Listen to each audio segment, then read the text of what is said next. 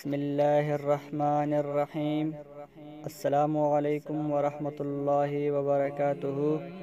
ناظرین، میں آپ کو قرآن اور حدیث چینل میں خوش آمدید کہتا ہوں۔ آج میں آپ کو ایک زبردست قسم کی وظیفہ لے کر آیا ہے۔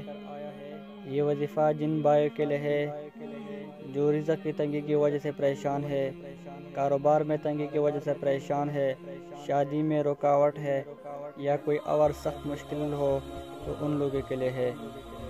اس سے پہلے اگر آپ نے ابھی تک ہمارے چینل کو سبسکرائب نہیں کیا، پہلے چینل کو سبسکرائب کرے اور ساتھ گھنٹی کا نشان بھی دبائے تاکہ ہمارے آنے والے ویڈیوز آپ تک آسانی سے پہنچ سکے۔ تو ناظرین، حضرت نافع رحمۃ اللہ علیہ فرماتے ہیں کہ حضرت عبداللہ بن عمر رضی اللہ عنہ نے ایک نابینا شخص کو ایک دفعہ اپنے ہاں مہمان ٹھہرایا۔ آپ رضی اللہ عنہ نے ان کے مہمان نوازی کی اور خود جس مکان میں سوتے تھے اس میں اس شخص کو بھی سلایا۔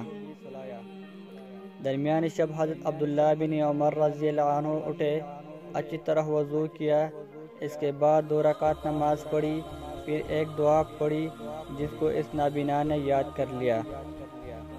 حضرت عبداللہ بن عمر رضی اللہ عنہ اس کے بعد آ کر بستر پر دوبارہ سو گئی۔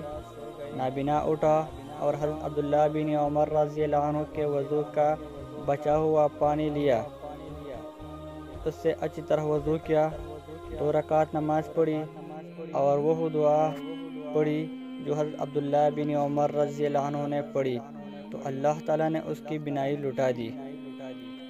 صبح حضرت عبداللہ بن عمر رضی اللہ عنہ سے جب وہ نابینا شخص ملے تو بالکل بصارت والی اور بینا تھی۔ آپ رضی اللہ عنہ نے معمولات سے فارغ ہوئے تو اس شخص نے کہا، حضرت، کل رات کو میں نے آپ سے ایک دعا سنی تھی جو آپ نے پڑھی تھی، میں نے اس کو یاد کر لیا اور اٹھ کر اس طرح کیا جس طرح آپ نے کیا تھا، یعنی اچھی طرح وضو کیا، پھر 2 رکعت نماز پڑھی، اس کے بعد دعا پڑھی تو اللہ تعالیٰ نے میرا بینائی لوٹا دی۔